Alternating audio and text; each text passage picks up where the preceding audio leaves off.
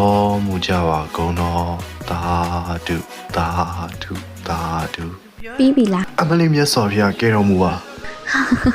သူများမိုးကြီးကလည်းရောင်တက်တာပဲနော် အမိတီကိုပါလာလောက်တာလေမိန်းမနဲ့ယောက်ျားတတဲတဲရှိနေတာမသိတော့ပါဘူး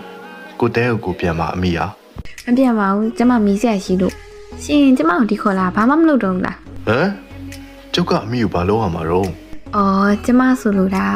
ဟို ဒီမှာအမိကျုပ်ကိုဘာကောင်ရမ်းထင်နေလဲမဖြစ်တာလို့သာခမရကိုခေါ်လာတာ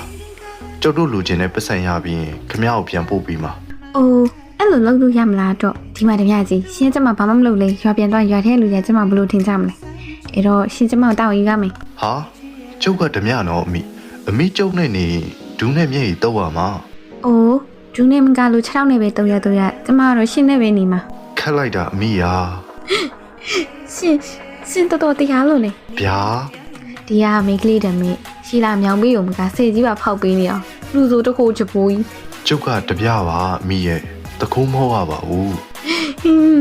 မုံလိုက်တာ ဟာအမိ